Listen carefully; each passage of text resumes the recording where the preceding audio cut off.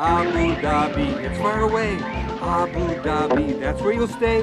Abu Dhabi, the place to be for any kitten who's annoying me. Yeah. Welcome to I Don't Get It, the pop culture get off my lawn cast. This show features the open-minded musings of two late 40s curmudgeons staring at the prospect of entertainment irrelevance. I'm your co-host, Bill Scurry, the founder and proprietor of American Caesar Enterprises, which plainly, if you do even the rudimentary amount of research, you'll find that that's a solitary bearded man in a cave, pondering in the lotus position, dispensing sage advice to any travelers who dare the perilous trek through hill and dale to seek him. Do you think that ever really happened? That there was some guru in a cave? You know, that's funny because as I was, I didn't just create this. This is my life story. It's an archetype, yeah. Yeah, I actually thought of that. It's like, who was this guy? Like, where did this archetype come from? Was this some dude in the Kush Mountains? Was this someone in like Uzbekistan? Was this somebody in the Fertile Crescent? Like, where was this archetype? Like the wise man who just has forsworn comfort and meditates inside of a cave, and people. What does he eat? What does he eat?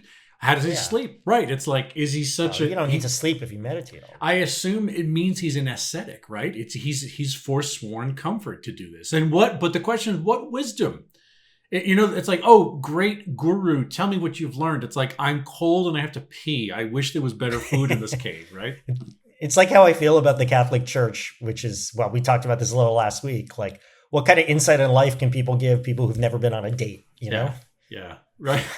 How do I navigate the perils of my marriage? Well, I'm the perfect person to ask, considering I've been in a. I've never kissed a girl, so I'm the perfect person. I've been in a seminary since I was 17 years old. I can understand why you'd want my opinion on this. 62-year-old man who's never touched his own penis. Well, that's fascinating, Bill. I'm Noah Tarnow, founder and senior quizmaster of The Big Quiz Thing, the Trivia Game Show Spectacular. Welcome to our show, folks. So we talk about, I was dimly aware of this as a topic. We always talk about things people are talking about, but Bill, this is your wheelhouse. I'm sure this popped up in your media diet more than average people. And there's something here, a big announcement that was made this month about something that doesn't exist yet, but it's on the, it's in the works as of this month, and it is being talked about all over the world. Bill, what are this is the Disney Corporation. You've heard of the Disney Corporation, right? Everyone's heard of the Disney. I think they've heard of it. Yeah, Sam Disney. The Walt E. Disney. What did the E stand for? Elias. The Walter E. Elias Disney Foundation for Childhood Dominance. And they at Ellis Island, the name was changed from Disnovovich because it just sounded too Polish Jewish, so they changed. Are you serious? No, absolutely, I'm not serious. I don't know, could be. I'm sure they were like that happened. They were as waspy as they come, I think. Right. Yeah. Anyway, Disney always up to something. I also learned this: they're not called Disney parks; they're called Disney experiences. Oh my God, it's such corporate speak. Experiences. Yeah. Experiences. The Disney Corporation is planning a new park. Its 7th park. You got World in Orlando. The reason you can't get gum at the Orlando airport. You have the original Land here in California. You got. I don't think I was aware that Hong Kong had a Disney. Yeah, Hong Kong's had one for a good number of years now, like 25 years. Hong Kong, Shanghai. I thought it was in Beijing, but Shanghai. Tokyo. Shanghai's only from, I think, 2016 it opened, or 2018, right. Relatively, yeah. Tokyo, 1982. They've had theirs for a good long time, yeah. From Tokyo. I've been listening to Deep Purple this week, so. And then, of course, Paris. Paris opened just a few months before I spent a little time in Paris when I was a teenager, and I'm like, I should go to Disneyland, and I'm glad I didn't. Euro Disney. But now a 7th has been announced. Bill, tell us about Disney Abu Dhabi. Yeah, the name is in chalk right now. They don't have a firm name on it. But for the sake of this argument, we'll call it Disneyland Abu Dhabi. Or, I don't know, Disney World. I think these things Disney Place, Disney Object, Disney Day Disney them. Yeah. But when they send them these overseas, they do tend to call them Disneylands. Disney World is reserved for the Florida campus only for whatever reason. And it's Walt Disney. I was thought that like near his first name. Yeah. Well, you don't want to confuse it with Ziggy Disney, I guess. The other the guy down Nestor the block. Disney World, Nestor. which is in Tallahassee. Yeah. Right, Ludovico Disney, some other guy. So Disneyland Abu Dhabi is a proposed theme park on Yas. It's spelled Yas Queen. It is spelled YAS Island. Yes, right off the coast. But isn't all of Abu Dhabi an island? I Kind thought of. Abu Dhabi itself was an island. Well, Qatar is definitely an island. Abu Dhabi is Qatar's not an island. Bahrain's an Bahrain. island. Okay, Bahrain is the island, right? Qatar's Come on, Qatar, our new sugar daddy. You should know all about Qatar. Yeah, right. You swear allegiance to our insect overlords. Yes. So the theme park is on I don't know if it's man-made. It certainly looks artificial. Is there anything there that's not, other than the sand? There's nothing there that's not. So Yas Island is an island delights. It is a place that is mostly 100% amusement parks and hotels in Abu Dhabi, which is located in the Verenigde Arabische Eilanden. Oh, sorry, the United Arab Emirates. I default to Dutch a lot when it comes to identifying places in the world. Anyway, your Dutch is getting really good if you know how to say United Arab Emirates in Dutch. That's the only thing I do know how to say. I just went through the Gulf states and I said I got to know how to say. Very important. Yeah. Anyway, so this resort opening date is TBD. Noah did say 7 years. I read 2 years of development, 5 years to build. Yeah, I've heard something. Is the proposed timeline. As you know, Emirati construction haste means that it could go in as little as 7 years, but that's that's kind of a blue sky thing. 7 years and 600 dead foreign workers. Oh my That's all it'll take. Yeah, trust me, it's deeper in my notes.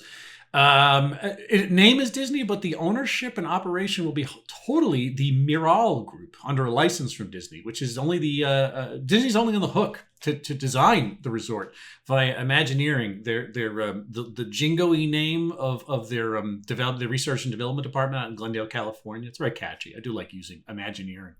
Portmanteau of really, I think it's kind of goofy. It's Imagineer. It's goofy. You're right. You're absolutely right.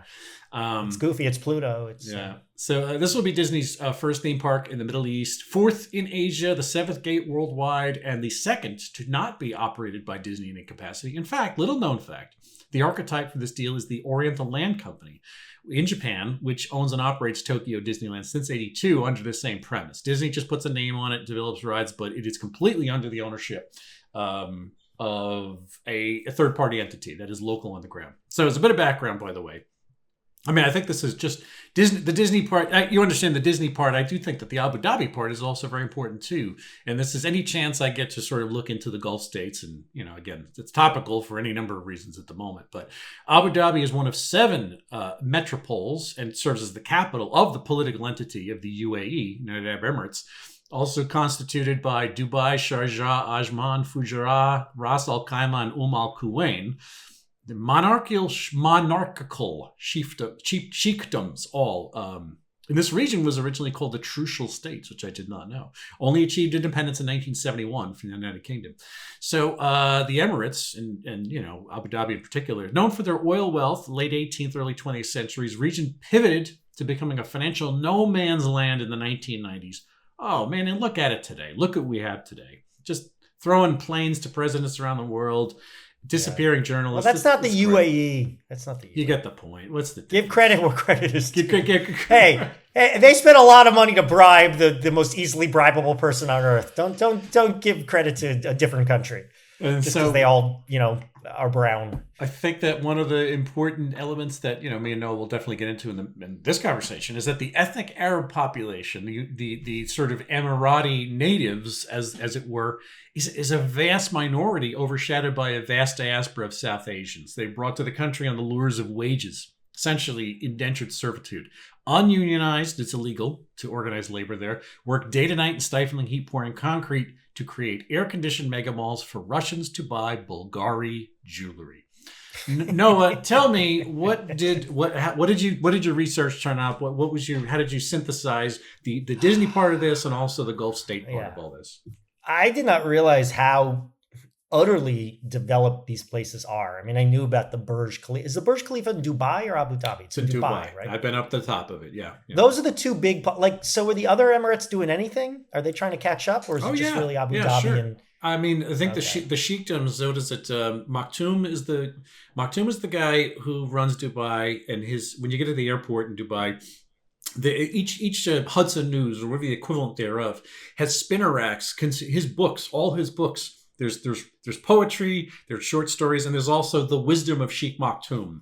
It is essentially like a cult of personality a little bit. Right, and I forget, I can't remember the name of the monarch in Abu Dhabi. But yeah, they all have individual leadership. They're all swimming in cash, but Abu Dhabi is just a different echelon altogether. Yeah. That's where you want to do business. Yeah. I did not Maral also runs on Yas Island. Well, no, in Abu Dhabi, an outpost of the Louvre. Yeah. They're working on one of the Guggenheim. Yeah. There's a Warner Brothers amusement park there already. There's a SeaWorld in a desert. There's there were Shamus living in a desert. There's a Ferrari theme park experience that has the fastest roller coaster in the world there on Yas Island. There are a bunch of tracks and all that. And most of these exhibits are indoors because it's 8 billion degrees half the year there. So they use more in air conditioning than a 98-year-old man in Phoenix, Arizona. Look, you're the Disney guy. You're a Disney. I guess you're not ashamed to say this. What was the term for you? Disney adults? I'm literally Ludovico Disney. Like I was saying it up front. That's literally my name. You're into Disney shit. Yeah. I mean, I love Disneyland. I've been to Disneyland twice in the last 10 years. Fucking love it. Love the place. I think it's the peak of American hyper-consumerism. And Disney as a company, I mean, for all their problems, I like Disney movies.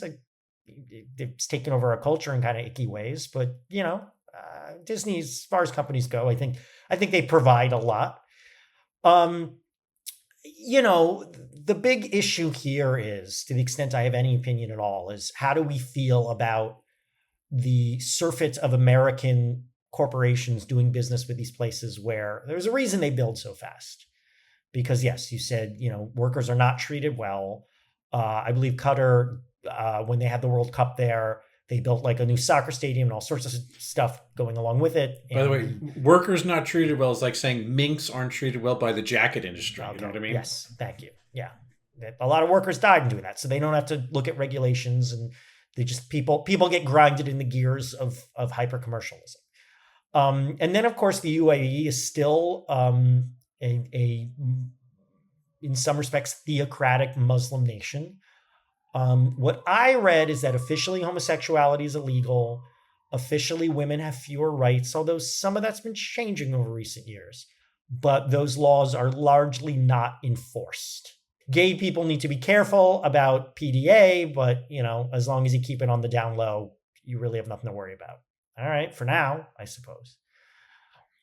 And business is business. So if Disney wants to do business there, I mean, let's not be naive. And in some respect, it's really smart for Disney to do business there because what's the stat I read that was very interesting? If you look at a map where the Disney parks are now, that part of the world is really underserved. Here's a stat I read. Abu Dhabi is within a 4-hour flight for 1/3 of the world's population. So you think of people obviously with money in Africa, in other parts of the Middle East, in Eastern Europe, a lot of other places. Abu Dhabi is Bosporus, Asia, Southeast a lot more Asia, convenient than Tokyo or California or Orlando or something like that. And business is business, but also there's a time-honored theory that bringing the rest of the world our popular culture and our commerce will encourage positive changes on a more fundamental level.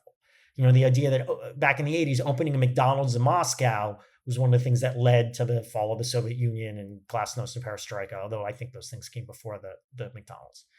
So perhaps by Disney establishing a strong foothold in the UAE, it will ultimately result in more rights for women and queer people. It will result in less slave labor.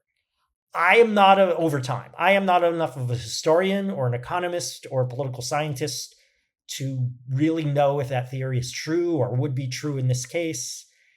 And frankly, I feel like I've been reading about, hyper development in the UAE for a while now, and they don't seem to be getting much better. I mean, again, what I read here and there, I believe in the last 10 years, women can finally own businesses and, they could show their bare wrist. With stuff like that. But there's something like a woman can own a business, but she still needs like permission from like a male relative. So I don't really see things getting that much better. I mean, maybe more patience is needed. And maybe some of it is because we in the Western world are at or at risk of sliding backwards ourselves. I don't know. But one thing I do find it icky. And one thing I'm especially bothered about is the hypocrisy. American companies have been spending a lot of time in recent years, and there's blowback to this now, obviously, proclaiming their values of diversity and openness and marching in pride parades. And Disney apparently, I mean, you must know about this for years. They talked about the 4 keys of their business, were safety, courtesy, show, and efficiency. And about 5 years ago, they added a 5th key, inclusion. As they put it, welcoming and respecting all individuals and viewpoints is crucial. Well, if you are launching a huge product in a place that is foursquarely against inclusion, how deep are your values? I mean, how deep are Disney's values? I mean, what a stupid question to ask. But this is strong evidence that American businesses will in no way be a savior of our country in its time of peril. So this is a depressing reminder that companies like Disney, companies like anything, could talk about how they're for inclusion and welcoming and rights and yay, love is love, and we celebrate Pride Month here at Disney. But when the rubber hits the road, when the money hits the bank, they'll throw it all out of the window in a heartbeat. Then there's the heat. The world's getting hotter. The UAE is at the forefront of that.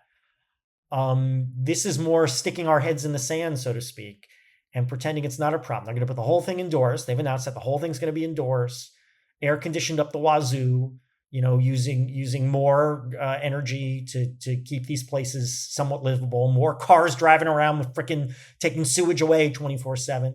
We're going to keep pretending that nothing's going wrong until we can't pretend anymore, and 2/3 of the world dies. That's being dramatic, but, it's yet another example of why I don't like this. Yeah, I think you covered just about everything. I knew you would bring some heat about the Emirates. I think that is a valid point. I would bring the heat. By the 121 degrees, I think, in the hot heat of summer. It's crazy out there. It's crazy out there.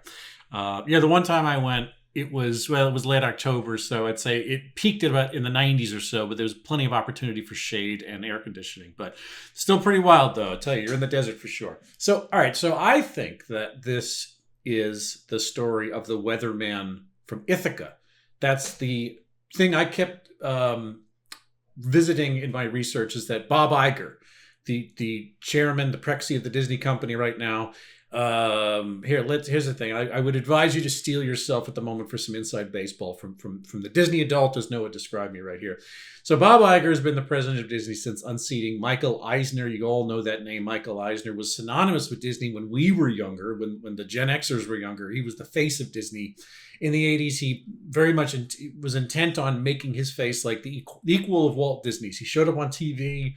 He was on the Wonderful World of Disney. He hosted it himself. Kids wait online in the parks to get a photo with Michael Eisner. The foam Michael Eisner, just popular as Mickey Mouse. Yeah, yeah. It was. He's not even being hyperbolic. So Bob Iger came in. They unseated Michael Eisner in 2005, and Bob Iger came in. Bob Iger was the CEO of Capital Cities. He came in from the ABC deal when Disney bought ABC, I want to say in the late 90s. Bob Iger was one of the board members. He was the head. And then he was the natural fit to take over from Michael Eisner. Anyway, blah, blah, blah, blah, blah. So he had, Bob Iger's been in charge of the company for a long time. Had a sterling record, as capitalists love to, judge CEOs on the path of their progress and whatnot. How well he did for the stocks. What kind of cash Disney was bringing in. He left in 2020, but only briefly, because panic at Disney impelled him to back himself into the gig during the pandemic, because there was a crisis in leadership. So they kicked out the guy who took over for Bob Iger. Bob Iger came back in. But he's been eyeing the exit, essentially, considering his legacy, for about 5 years now. So he was responsible for bringing in Star Wars. He bought Marvel. He bought Pixar. That's like $25 or $30 billion in acquisitions. He didn't do anything to make things good. He made it bigger. He essentially bought brands because they couldn't create their own. they had Pirates of the Caribbean, they had princesses, but they couldn't compete with boys. So they bought Marvel and Star Wars to essentially buy a male boy audience.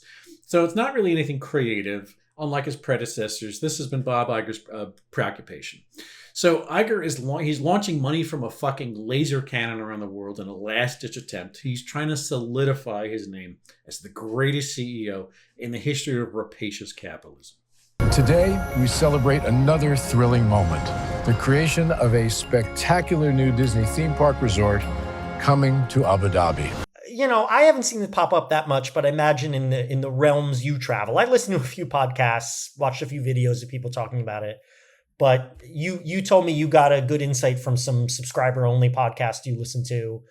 Why? I guess two questions here. Why are people excited about this, and why is Disney putting? I mean, it's kind of obvious, right? We said it.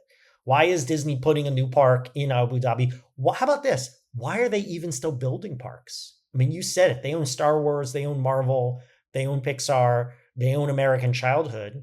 Is it really that economically smart a decision to build a park in a frickin' desert, in a pile of sand, I want to say middle of nowhere, but that's very American-centric. Far, far away from Disney's home turf, as it were.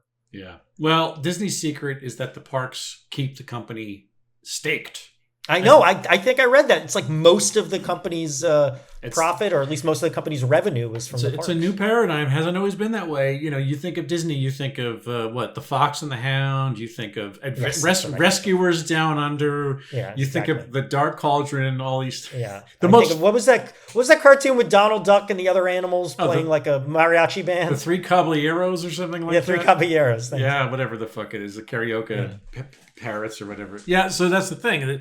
The secret, Disney's dirty secret, is that the theme park has been their income generator for about a decade now. That amazes me, because that's got to be way more staffing than any other department. It is labor intensive. It's cost intensive. However, the problem is that they botched their studio. The thing that they are known for, the very thing that they are known for, the thing that Walt Disney got. What did he get? He got eight or seven little Oscars for Snow White and the Seven Dwarfs. Essentially, they made novelty Oscars. They got the big one for Snow White, and then they're known for being a revolutionary animation company. They revolutionized the process of the wonder of film. And yes, of course, they've commoditized childhood and all these things, but they have absolutely botched feature films. Their animation department is fallow. They just do not know how to, navigate a feature film market, especially the fact that there really is no feature film market now. Are you serious? Yeah. But they did 10 years ago, they did Frozen, and that was the biggest movie in human history. Yeah, and it's like, look how things have changed. Now there's only, in the theaters right now, it's only Captain Marvel, or what is it? Captain America and the Red Hulk, or it's Sinners. There's no small movies anymore. And the thing is, Disney can't compete. They're trying to compete. Look, Pixar and Toy Story has been the closest they've had to income generator, and they've done fairly well. Moana wasn't a hit? No, Moana was a hit, but you're talking about, you're pulling out the one thing that worked for them. They're trying to go for Moanas every time. That's the problem, is that you can't do Moanas every 6 months, and the problem is that they're putting out, bomb. How we call it that? Look, here's the thing, is that gate earnings for theme parks are their primary focus, and it is a love-hate relationship with the C-suites in Glendale, because exactly what you said, it is so labor-intensive. It is so cost-intensive to actually do things. You need humans. And they tried running those on what they're doing to the government now in DC is that Disney tried doing that with their theme park department. They're trying to slash janitors. They're trying to slash ticket takers. They're trying to just get it down to a skeletal system of staffing, and just essentially assume that people will pay $15 for a hot dog, $19 for a slushy margarita at Epcot, or anything like that. But for the moment, though, look, the fans are happy to keep Disney rolling in this wealth. They're planning what is essentially one of the most expensive vacation imaginable. People don't realize that a Disney vacation, which was once thought of as a shorthand of Americana, of a rite of passage. I'm not saying it is any of those things, but it had this synonymous branding with the guy at the Super Bowl said, "I'm going to Disneyland," blah, blah, blah, blah, blah. To go to Disney now is going to cost you $12,000. It's pretty preposterous, and they know exactly what they're doing. And the thing is, it's inelastic. The people go there, the vacation, the price of it's only going up and up and up, and the market bears whatever cost they throw at it. So the thing is that look, Florida and California are unstoppably popular. Even international unrest. The problem that Canadians think they're going to get hassled at the airport for coming down, or British people are being, hauled in for questioning, thinking that they're overstepping their visas. That is stopping travel to other places. However, flights to Orlando from Canada and the UK have been untrammeled. People are not canceling their vacations to Disney, whereas they are canceling discretionary travel to other places in America. They are not doing that same thing to Disney. They're not dinging those receipts. So the Miral company in the UAE is banking correctly that the fans will travel around the world, especially new fans, like you say, South Asia, the Bosporus, Turkey, the Balkans, North Africa, wherever these play, the unconventional markets that they haven't plundered yet. People will travel for a top-notch brand experience, which essentially is Disney's. Like, that's their soft power. That's the thing. The pictures of Anna and Elsa, the Pirates of the Caribbean, all these, the Haunted Mansion. People will come around for that. That's why it's popular, is because it's so fucking evergreen. Yeah, I mean, Disney has that cultural power that, inelastic. They were immune to those forces. It's like how the New York Times was the first online publication to charge, because they're the New York Times. They had that name. Your no-name blog, you're never going to be able to charge for content. Daily Cause. Yeah, exactly. Yeah. People still expect to get content for free, but if it's a big enough name, they'll pay for it because it's the New York Times. It's Disney. I mean, I didn't realize how much is already there in the UAE, how quickly it's growing. I thought it was the roots of it. I didn't realize there was a Warner Brothers and a SeaWorld in Abu Dhabi. That blows me away. That's got to be the most miserable killer whale in the world. Not that any of those are happening. Maybe it's just sea monkeys. You probably can't build tanks that big, Yeah, it's just sea monkeys. Big tanks of sea monkeys and starfish. From a purely business standpoint, especially what you said about how the parks are the comparative cash cow, it's a very smart idea for Disney.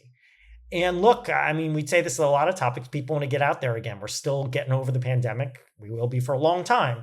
And people want to have experiences. People have been numbed by social media, by digital technology, and they want to go and live life. For a lot of people do. And Disney's the thing that gets them out of the shell, because it's fucking Disney. As you said, it's considered, if you have a certain level of success in this world, you have to take your kids to Disney World or Disneyland. I mean, the entitlement of people in Disney World, walking around with those big carts. And then, of course, the people who insisted on going when it was closed for COVID, because they had a right to go to Disney World. Yeah. Okay. God-given right.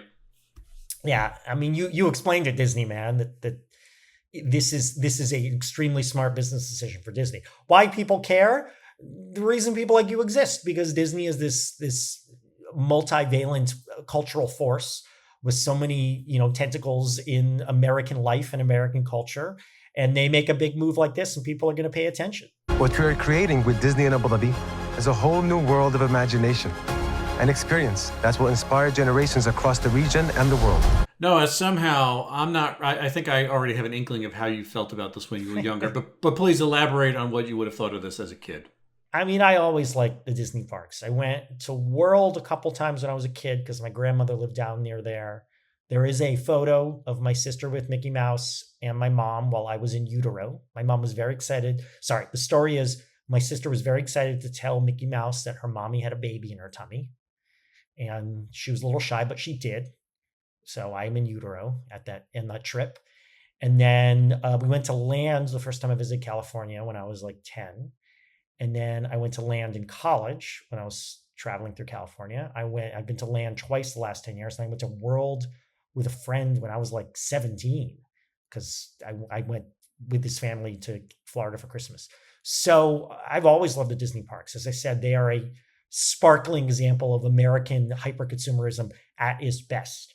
There's a lot of shit we're floating in this country. But at least Disney, I mean, I hate the term Imagineers, but they come up with some amazing shit, and the park experience really delivers. I mean, I got a picture right on my wall, right here, of me and my sister and my nephews when we were at Disneyland 6 years ago on the Incredicoaster, with California Adventure.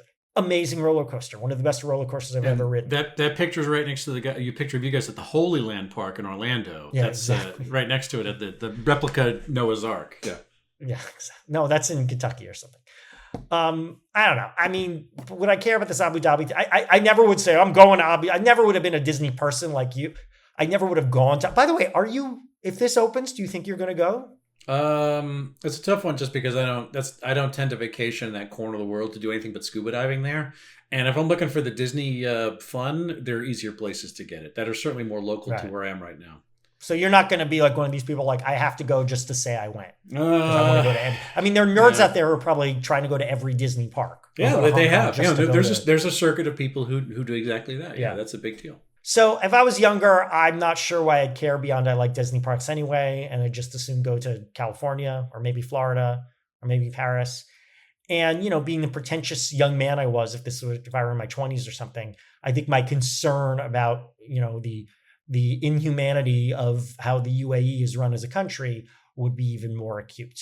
I might not do anything about it, but I'd certainly, complain and wave my flag of righteousness more than I do now. Withhold your dollar. Yeah. Ironically, I'd still go to the fucking Disney movie.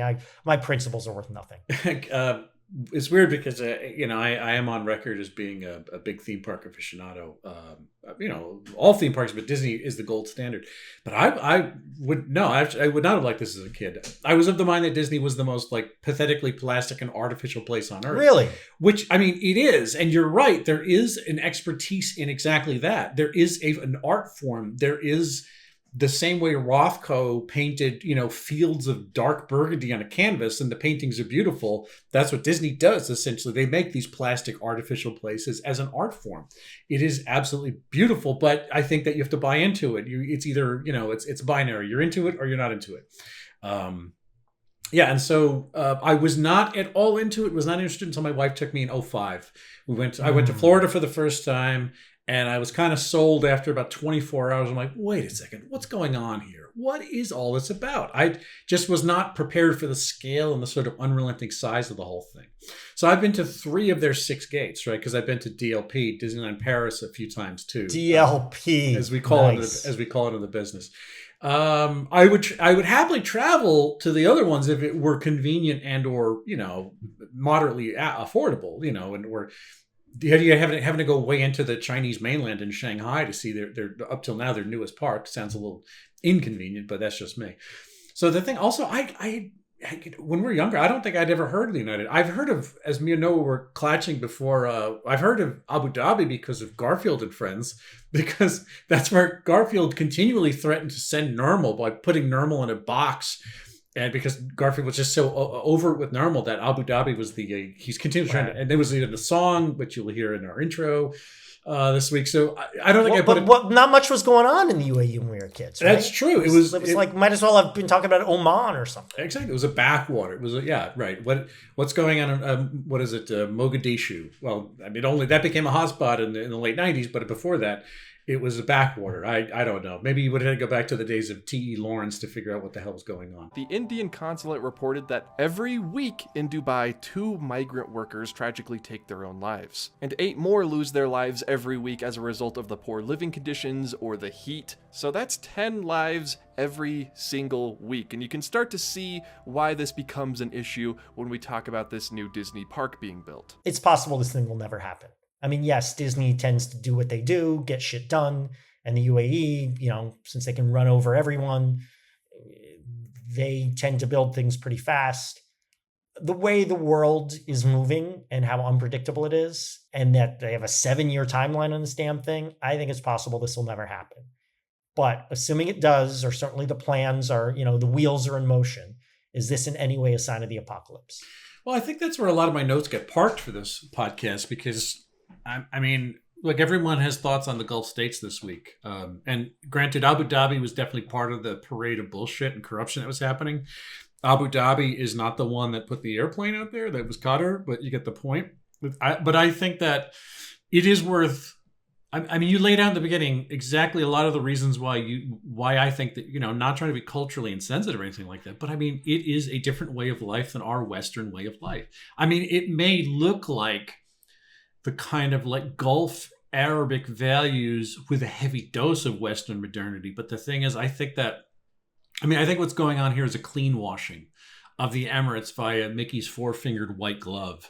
This is sort of a clear attempt at hand-waving to get you to forget that Abu Dhabi, Dubai, and the rest of their empires built on crushed human bones, honestly. Laundered wealth administered by mad kings who essentially institute Sharia law, which, look, captivates women, outlaws homosexuality throughout the entity. You can say it's de jure, you can say it's soft, whatever, it's fucking on the books, and I can tell you more. And all it takes is one gay guy or woman pissing off the wrong person, and the law gets enforced. One story I thought was horrifying about Dubai, and I'm going to round the Emirates up. I'm going to say whatever Dubai was capable of, I'm sure that Sharjah and Abu Dhabi, probably something just as weird has happened.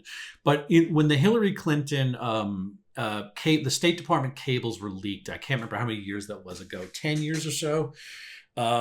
One of the details that came out was that Sheikh Maktoum's son, one of his, not his eldest son, he's got many, many sons and like something like 4 wives. And that's the guy who runs Dubai.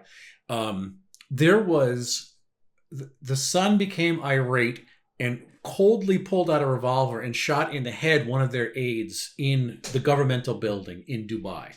In plain sight of everybody, shot a man in the head because he was irate and angry.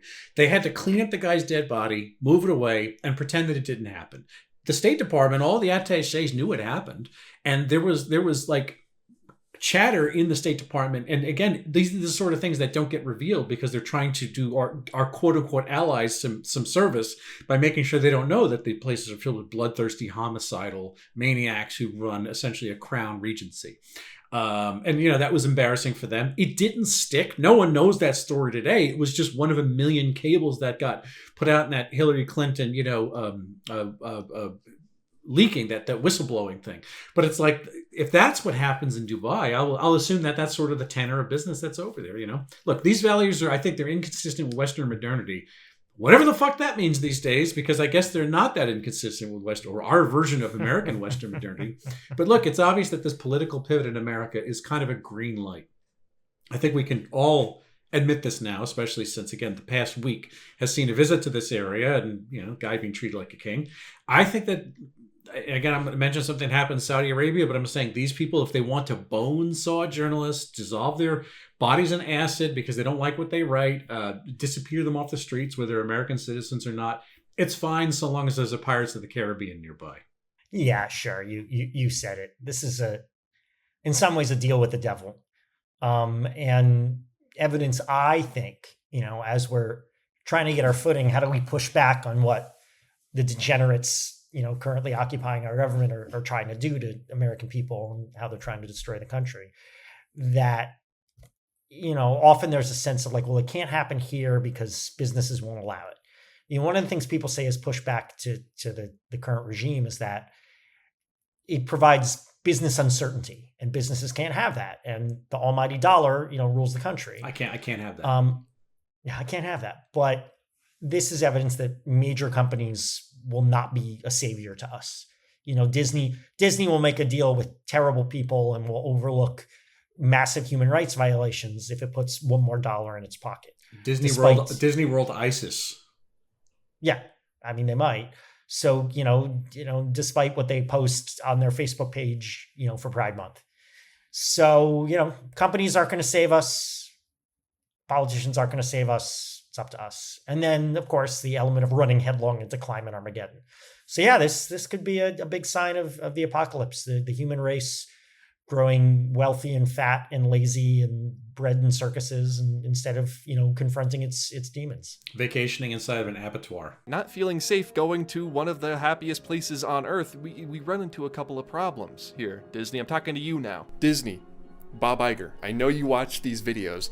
It is very, very important. Your name is on this project. All right, Noah, let's finish this thing up with jealousy and the Filonian scale. Tell me, is there any sense of envy when dealing with, the incredibly healthy and vibrant culture of the United Arab Emirates, whatever that actually is? Well, I want to talk about Disney. My company is I run a company 1 millionth billionth the size of the Walt Disney Corporation.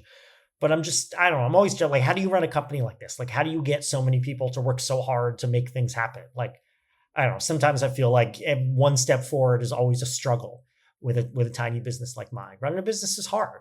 So I'm just jealous of people who manage armies that get shit done, that build massive experiences that millions of people have flocked to in the middle of the desert. You know, obviously I don't want to be grinding people's bones into dust, but I would like to, on some level, be as effective as the Walt Disney Corporation. But hey, you know, maybe I wish for too much.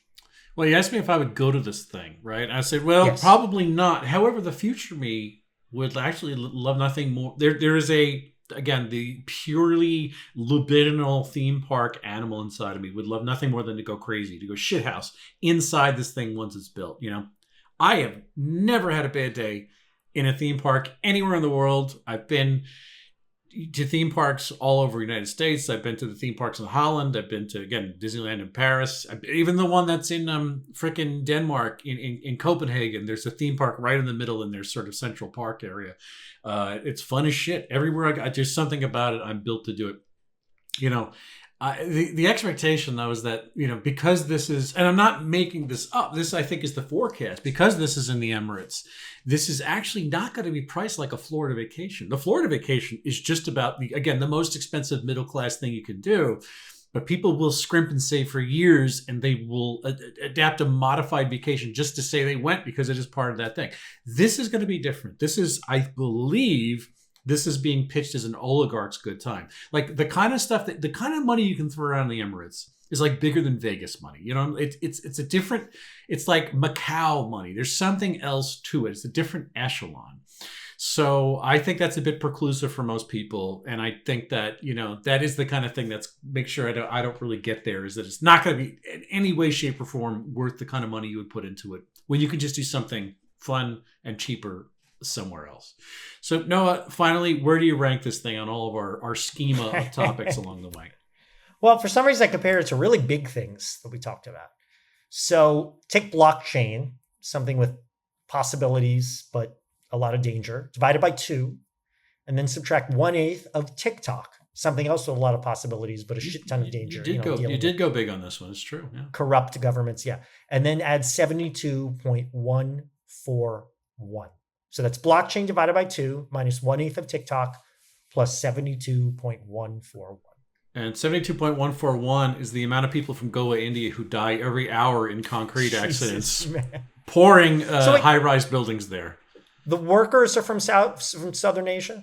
Yeah, in the main, in the whole, there's a lot of North African and sub-Saharan African, but mostly it is South Asians, yeah. So the natives, who are a minority there, are they mainly, you know, higher level jobs? I mean, there's got to be a ton of poor people in that area, right? Who've lived in that area for eons. I believe that. Or am I wrong? That's a good question. My, you know what I'm not knowing concretely. What I want to say is that it's sort of like a caste, right? If you were a native Emirati, then you're like, you have the bloodline. You're Arabic. You're of that particular, whatever the particular, you know, whatever the sort of tribal thing is. Because again, they're different from the House of Saud, you know, up in Riyadh.